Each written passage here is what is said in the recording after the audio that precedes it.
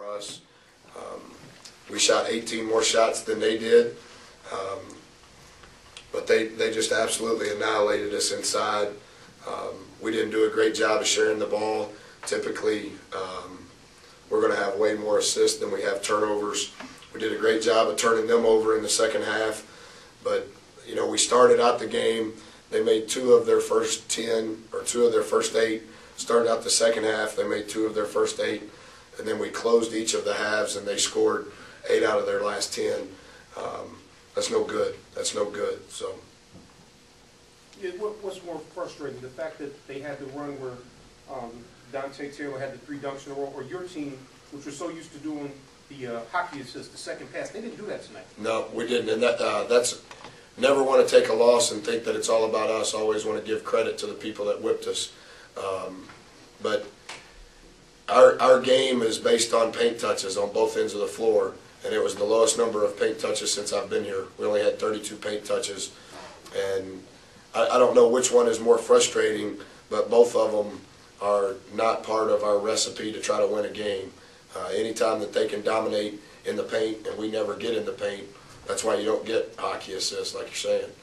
And that's why we shot 18 more balls and still got beat by 7. Coach Lazar was saying it seemed as if guys were maybe a little too eager, not playing together the way your team plays. Was that a matter of just wanting it a little bit too much?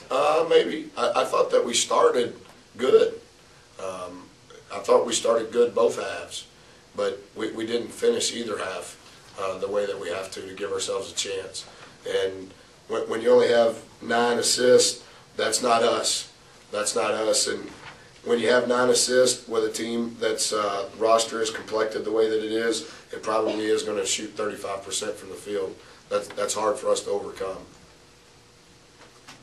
What did you see them do that enabled them to have that effectiveness with layups and dunks? Well, we're always undermanned inside, and everybody knows that.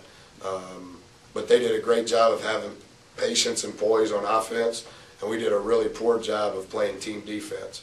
Too often times the ball was going to the post, whether it was off the pass or the bounce, and we were one-on-one in there. And we have to be 5-on-1 and then make them get it out and then extend the possession, and we didn't do that. Do you feel like you could have ran more against them? It seems like, especially when their bigs were on the floor, you could have transitioned more against them. I think you can if you get stops. If they're making 7 out of every 10 shots, you're not. And that's, you know, again, that's kind of part of what we want to do. It's hard to run when you're getting it out of the net. And too often times we were wanting our offense to dictate our defense. We would make a shot and then we'd get a stop.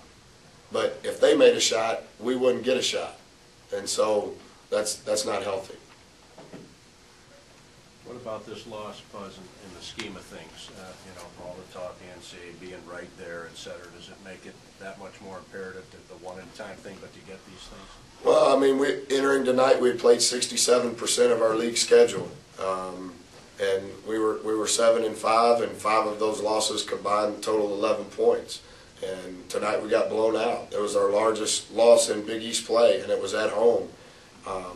So we have 5 games left. I probably should answer it better, but I can only answer it honestly. I think all of the talk is just that, and we're not good enough to take part in the talk.